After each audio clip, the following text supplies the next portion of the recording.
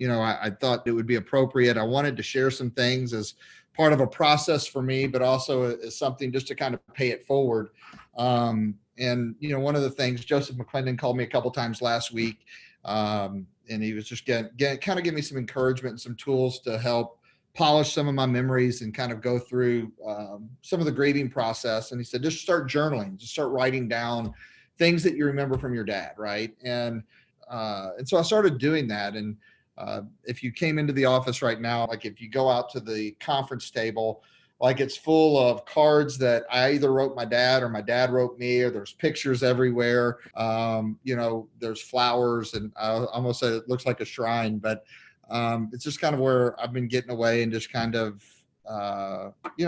creating perspective and creating meaning of everything that's going on. And I thought one of the cool things that would be that I think I could pay forward to you all, maybe you all can get some insight from some of this going on within your lives, because I don't know what fight you guys are fighting.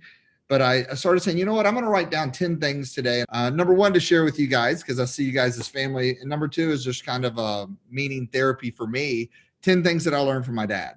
And I literally got this list. I started with 10 and I ended up going 10 and going down. And then I flipped over it on the back. 21. I got to like 21, 26. I think there's another page, but like literally I just started writing. I didn't look at anything. I just started writing little things that, my dad would say, little catchphrases that I catch myself constantly when I talk to myself doing this. And so I'm going to share some things. I can share 10 with you, or I can just go through the whole lot.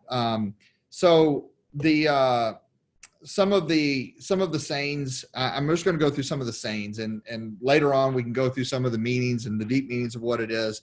One of the things I always had written on, I would write it on the butt of my pants when I was a kid growing up playing basketball.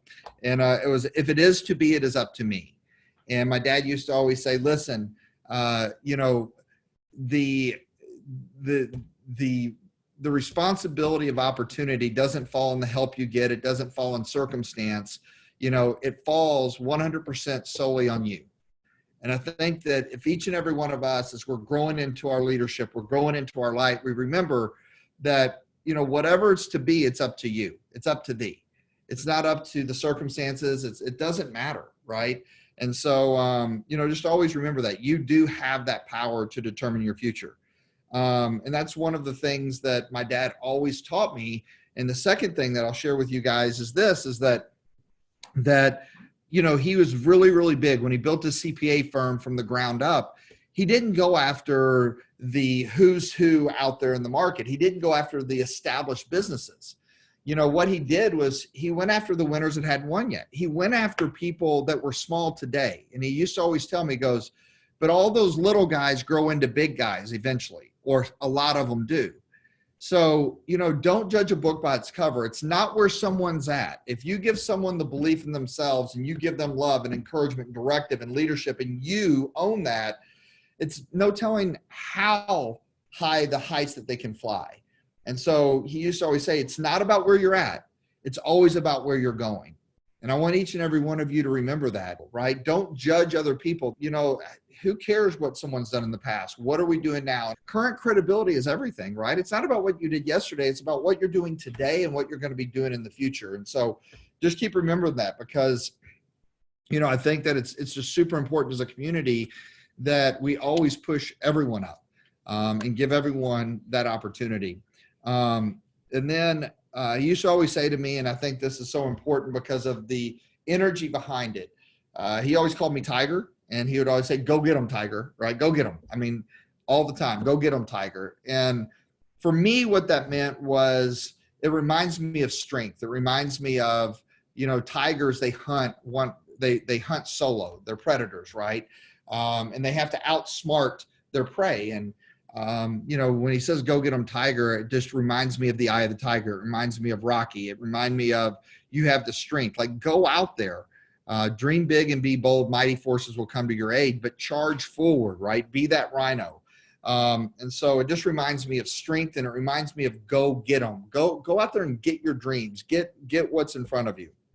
The fourth which was on the door to his office. I actually rewrote it, and it's right here, which is kind of, oh, no, there's if it is to be, it's up to me, but is knowledge is power, but enthusiasm flips the switch.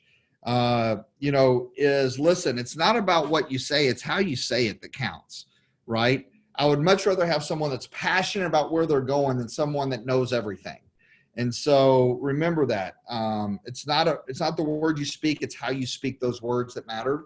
Number 5, and this is so important, and I think it's so important for us, for those of you that go on runs, that go through little plateaus, or life gets a hold of you, and it goes in line with priorities are never in conflict, but it is, he used to always say to me, listen, Undy, if you have a good job, you got to take care of your job. Your job is your priority. If you don't take care of your job can't take care of you, right? If you don't take care of your opportunity is not going to take care of you. He used to always say to me over and over and over again, take care of the things that take care of you. Take care of those things, right? Be mindful, because one day they might be gone and then they might not be able to take care of you. So take care of the things that are taking care of you. That is your priority, right? The next one is walk softly, but carry a big stick. I kind of laughed when I said this because I have a lot of stories around this, but my dad was tough. He was tough as nails. He wouldn't back down from anyone at any time. He was always just up for the challenge, but he was very big on walk softly, but stand strong, right? And Theodore Roosevelt, that's a quote from Theodore Roosevelt. And you never know how far you can go, but don't let someone else get you on your heels, right? Carrying a big stick doesn't necessarily mean a stick to hit somebody with, but it could be a mental stick to hit somebody with. It could be a lot of passion. It's confidence, right? So walk softly, but carry a big stick. 7th one is work hard and always hustle, right? He just used to always say, hustle's the key. Work hard, work hard, work hard. And then later in life, which I think I have this written down, he used to always say, he shifted it and said, don't just work hard, but work smarter and harder. That's the key. But he also believed that no matter where you're at, the key to winning is outworking everyone. I was watching The Karate Kid with Brixton last night. He's never seen it, and it was the Mr. Miyagi version. And he was watching him. He's getting excited. And I kept looking over, and I was like, "That's what I used to do." Like he was acting like he was karate chopping, and I literally, and it just reminded me of my dad always saying that, and that is, I said, "Hey, if you want to be good at something, you just got to work really, really hard. You got to outwork them. If you want to be good, you got to outwork them." We all have the same ability to do it, right? We just got to pour in and work hard and always hustle. Hustle represents heart, right? Hustle represents going the extra step, right? It's doing a little bit more. At least that's what it means to me. 8, and he wrote this when I went to college, and I didn't know my sister had saved it, but that's it. I don't know if y'all see it. That's my dad's handwriting. But it was a song that he loved, and it's choose to chance the rapids and dare to dance that tide. So, one of the things I always learned from him is go for it. There's going to be rough waters, but don't be afraid to get out there and dance the tide and to chance the rapids, because you never know unless you take that chance. And I think that, so I think that you got to prepare people that's what it's about. Number 9, be bold and courageous. So when you look back on your life, you'll always regret the things that you didn't do more than the things that you did. And I think that that's something that all of us should do, right? Is go for it. Be bold and courageous. When you look back on your life, you'll regret the things that you didn't do way more than you did. Then number 10, which I think is super, super important, and we can always use a little bit more a dose of this, is thank you. Always say thank you. I know that he used to always, listen, he would do anything for anybody, and he would do it without a hook. But he was always very aware of, did people truly appreciate that, right? And he used to always say to me, make sure that no matter the act of how big or how small someone is doing, that you recognize them and you thank them. He said the power of thank you is so powerful, and the power of gratitude is so powerful. And it always reminds us of who we are, right? And so just, remember to always be gracious, no matter what. Say thank you. And I think that there's dozens of times throughout the day that we can say a simple thank you. And so, but mean it, don't say it as an empty word, but realize that thank you is a small act and that can mean a whole lot for a lot of people. Be rough, tough, and hard to bluff, listen, don't let anyone get you down. Don't let anyone else bluff you out of where you're going. Don't let anyone else bully you. Bullies it's a lot of different forms bullies come in, right? So he used to always say, be rough, tough, and hard to bluff. That's number 12. Number 13, which I love, he used to always say, life's a trip, but never forget your way home.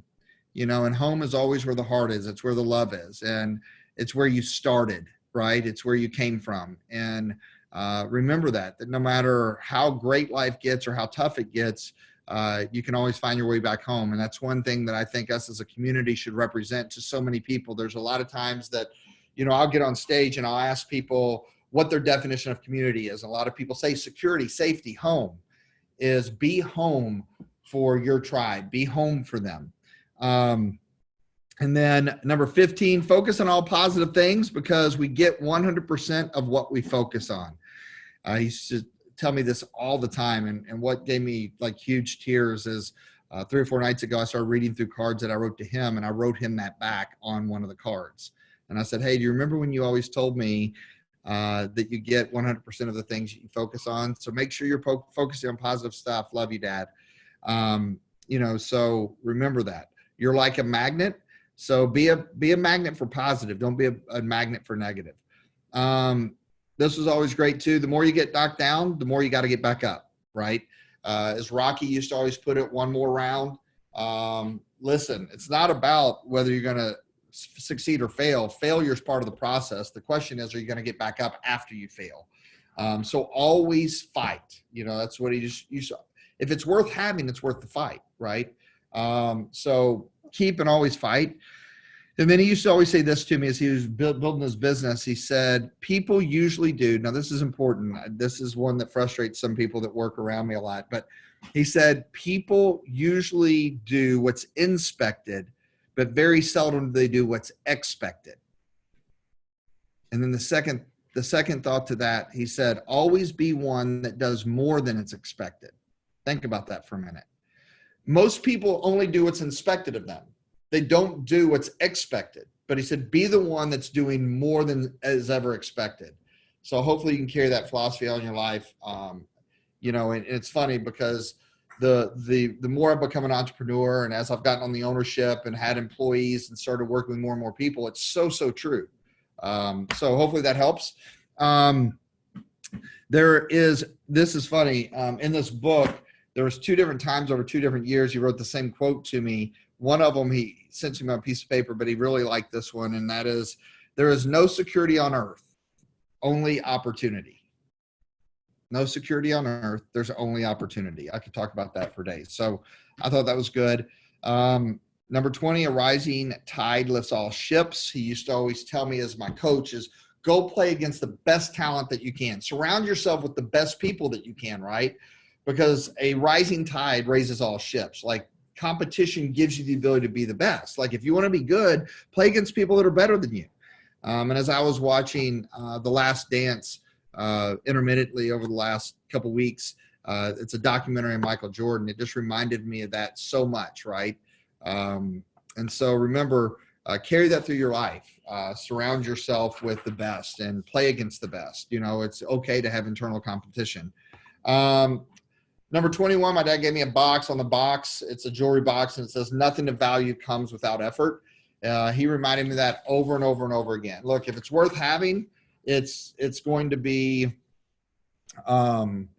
it's going to take effort and investment, or if you want to say sacrifice, right? Then he used to always say to me, look, tough times don't last, but tough people do. There's so many things that he shared with me over and over and over again, right? And so just remember to keep moving forward in the pursuit of your dreams and to be positive and confident in all you do, or to stay positive and confident. And so hopefully you can take one of those lessons and implement it in your life, or one nugget or one level of awareness. But my point by this whole exercise is just to realize that there's people right now within your community that whether they're on your team or whether they're in your community, and those people right now need that level of encouragement. They need that level of awareness. They need that level of love. They need that level of support. And, and don't underestimate the power that you have to give that to them, right? And the power of the community, that there's always strength in numbers. And I think that's so important. And what I mean by that is we have the ability to contribute to people's lives, and they can pay that forward. And that's the greatest value. That's the greatest level of richness. That's the greatest compliment that you can ever have. And as I've been reflecting back, one of the things I've said over and over and over again for the last 2 weeks, sometimes I've been in tears, sometimes I've been hurting so bad I couldn't even cry. But I just said, you know what?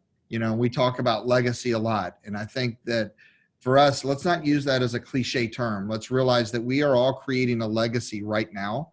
And that legacy carries on with or without us. The only way a legacy or a legend dies is when when the whispers stop or the stories stop of that legacy and that legend, right?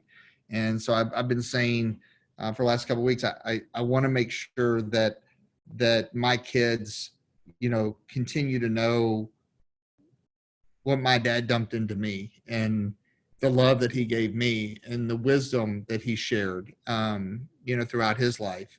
And I think that that's so important that we have the ability to do that as a community. And so just remember that, getting to the legend link or being an icon, it's not just about the money and what we've achieved. It's truly about what are we leaving behind in this world. And it's never been more prevalent to me, obviously, through the circumstance that I've been going through, to realize that time is the most valuable commodity we have, and it flees you, and you're never ready. But just know that we're all going through this process right now, right? And the future is not determined. There's nothing in stone. And so you have the ability right now to innovate. You have the ability to invent your future, and you have the ability right now to decide what you want to leave behind and what your legacy is going to be and what your legend is.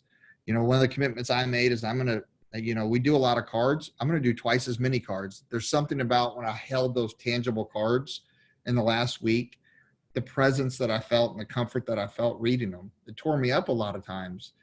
But those aren't just pieces of paper. Those are thoughts and emotions and feelings that were written down. And so just remember the impact that you can have on other people, and you are enough. And I appreciate each and every one of you guys. I can tell you that I can't tell you what it meant to me, but I can tell you that your all's love and the community's love and the strength of each and every one of you have really helped carry me forward over the last 2 weeks, and has made me anxious to get back in the hunt and get back in the trenches and continue to make a difference. And so just know that you have all made a difference in my life, and I appreciate that.